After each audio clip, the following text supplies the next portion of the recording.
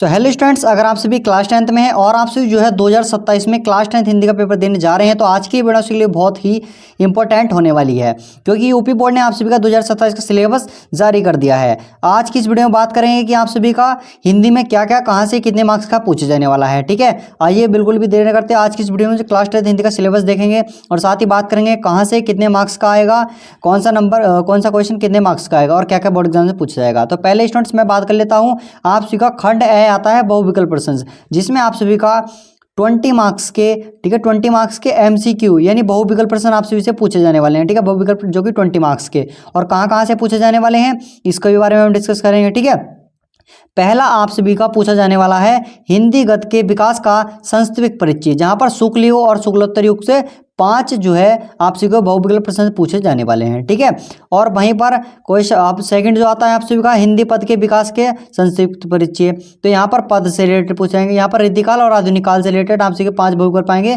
जो कि आप सभी के 10 मार्क्स आप सभी यहाँ के बहुविकल्प के पक्के हो जाते हैं। और स्टूडेंट्स हम आप सभी को 2027 की तैयारी बहुत ही अच्छी तरीके से कराने वाले हैं, और स्टूडेंट्स हमने 2026 वालों को भी जो है बहुत अच्छी तरीके से पढ़ाया है। देखो 2027 की तैयारी बहुत ही अच्छी तरीके से कराने वाले हैं। और यहाँ पर क्वेश्चन नंबर बता रहा हूँ कि यहाँ पर थर्ड जो आता है, यहाँ तो आप सभी के 10 क्वेश्चन पूरे हो गए। अब 10 क्वेश्चन कहाँ से आते हैं? अब 10 क्वेश्चन जैसे कि एक क्वेश्चन आएगा रस से, जहाँ आपके सिलेबस में हास्य रस और करुण रस 2 ही रस होने वाले हैं। ठीक है, एक क्वेश्चन आएगा अलंकार से, आपके 3 अलंकार हैं सिलेबस में, उपमा अलंकार, रूपक अलंकार, उत्प्रेक्ष अलंकार।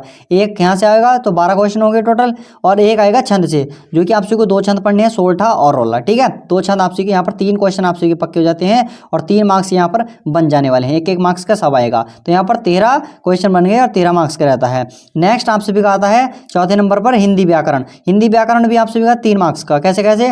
पहला आएगा उपसर्ग, फिर आएगा समास, फिर आएगा तद्भव, तत्सम एवं पर, इनमें से 1 2 आते हैं। ठीक है, ये कितने मार्क्स के? एक 3 मार्क्स के होते हैं ये। ठीक है, 1 मार्क्स के पूछे, 1 मार्क्स का उपसर्ग और 1 मार्क्स का समास और तत्सम, तत्भव एवं पर्यायवाची शब्द में से कोई भी एक पूछ लेगा 1 मार्क्स का। ठीक है, 3 मार्क्स के आप सभी के ये हो जाने वाले हैं, तो टोटल यहाँ पर आप सभी के 16 नंबर हो जाते हैं। अब नेक्स्ट आप सभी का जो 5 आता है वो आता है संस्कृत व्याकरण। यहाँ पर आप सभी का सर्वनाम, तद और युष्मद आता है। ठीक है, तद युष्मद पर आएगा, आपसे पूछेगा कौन सी विभक्ति का कौन सा वचन है। ठीक है, इस तरीके से आपसे पीछे पूछ लेगा, और ये भी आप सभी का 1 मार्क्स का बहुविकल्प आएगा। और आपका 6ठे नंबर पर आता है वाक्य का रूप। तो वाक्य का रूप आपसे पूछ लेगा कि किस प्रकार का वाक्य है, विकारी अभिकारी। ठीक है, वाक्य आपसे पूछ लेगा वाक्य का रूप। ठीक है, ये भी 1 मार्क्स का आने वाला है। और फिर आता है 7वें नंबर पर वाच्य प्रयोग। तो वाच्य का प्रयोग और उसका वाच्य परिवर्तन। ठीक है, 3 प्रकार के वाच्य आपसे पढ़ेंगे, कर्तवाच्य, कर्मवाच्य और भाववाच्य। 3 प्रकार के वाच्य आप सभी पढ़ने वाले हैं। और यहाँ पर 8वें नंबर पर आता है पद परिचय, जहाँ पर विकारी और अभिकारी शब्द आप सभी पढ़ने वाले हैं। ठीक है, ये 8 प्रकार के 4 होते हैं, 4 विकारी और 4 अभिकारी। ये हम जो है बाद में डिस्कस कर लेंगे। ठीक है, अभी मैं सिलेबस बता रहा हूँ। और टोटल यहाँ पर आप सभी के 20 मार्क्स के बहुविकल्प यानी एमसीक्यू क्वेश्चन आप सभी से पूछे जाने वाले हैं। यहाँ से आप सभी का जो है वर्णनात्मक प्रश्न स्टार्ट हो जाते हैं खंड ब से। अब यहाँ पर आप सभी के 20 मार्क्स पूरे हो गए बहुविकल्प के। अब यहाँ पर 50 मार्क्स बचे, तो टोटल आप सभी का 70 मार्क्स का पेपर आता है और 30 मार्क्स का प्रैक्टिकल, टोटल 100 मार्क्स हो जाते हैं। अब यहाँ से आप सभी का क्या है, पहला आता है गद्य पर जो आधारित प्रश्नोत्तर रहते हैं, गद्यांश पर आधारित जो प्रश्न रहते हैं वो 6 मार्क्स का आता है। और दूसरा आता है पद पर आधारित जो है पद्यांश पर आधारित जो भी प्रश्न रहते हैं वो भी 6 मार्क्स का, यानी टोटल यहाँ पर 12 मार्क्स आप सभी के पक्के हो जाते हैं। गद्य पर आधारित और पद पर आधारित ये 2 प्रश्न आप सभी के बोर्ड एग्जाम्स में आते हैं। फिर तीसरे नंबर पर आता है संस्कृत, और चौथे नंबर पर संस्कृत, यानी आप सभी का हिंदी में अनुवाद करना आता है गद्यांश का और पद्यांश का। ये भी गद्यांश पद्यांश पर ही आते हैं। ठीक है, संस्कृत गद्यांश का संदर्भ सहित हिंदी में अनुवाद आता है और संस्कृत पद्यांश का संदर्भ सहित, और ये जो है दोनों 5-5 मार्क्स के यहाँ पर आते हैं। ठीक है, तो 5-5 10 और 6 दूनी 12 आप सभी के 22 मार्क्स यहाँ पर पक्के हो जाते हैं।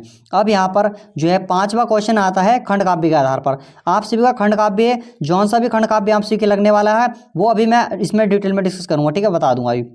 और छठा आता है आपसी को जो है लेखकों का और कवियों का जीवन परिचय आपसे पूछेगा। 5-5 नंबर का, 5 नंबर का लेखक का और 5 नंबर का कवियों का जीवन परिचय ये पूछ लेता है। ठीक है, ये बच्चे ज़्यादातर सबसे पहले इसको ही रटते हैं जीवन परिचय को। ठीक है, अब आता है 7वें नंबर पर आपको एक श्लोक आएगा। ठीक है, जो 2 नंबर का आएगा, आपसे को एक श्लोक लिखना है जो इस प्रश्न पत्र में ना है। संस्कृत खंड के पाठ्य वस्तु से कंठस्थ किया यानी याद किया हो एक श्लोक लिखिए जो इस प्रश्न पत्र में ना आया हो, 2 नंबर का ये आता है।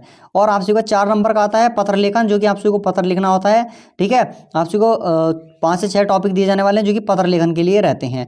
अब यहाँ पर 9वां नंबर रहता है, वहाँ पर आता है आप सभी का संस्कृत करके पाठ्य वस्तु पर आप सभी को जो है संस्कृत में उत्तर देने होते हैं, जो कि 2 मार्क्स का आता है। और next which is last question, जो कि आप सभी का आता है निबंध। निबंध किस चीज़ पा सकता है, जनसंख्या पर। ज़्यादातर आप सभी का जो है पर्यावरण पर, जनसंख्या पर, और आप सभी का जो है ये नियम यहाँ से पूछे जाने, और वैज्ञानिक वाले इन चीज़ों पर आप सभी से पूछे जाते हैं। ठीक है, और मोस्ट इंपोर्टेंट जो जाता है वो पर्यावरण प्रदूषण पर जो है रहता है। अब आप सभी का 30 मार्क्स का जो है प्रैक्टिकल रहता है। अब हम बात करेंगे कि आप सभी का किस तरीके से रहता है। गद्य में कौन कौन से चैप्टर हैं, तो गद्य में आप सभी का मित्रता, ममता, भारतीय संस्कृति, अजंता, क्या लिखूँ, रस्से तूना गई मेरे पे पानी पर चंद, रस्से तूना गई मेरे मन से पानी में चंदा, चांद पर आदमी।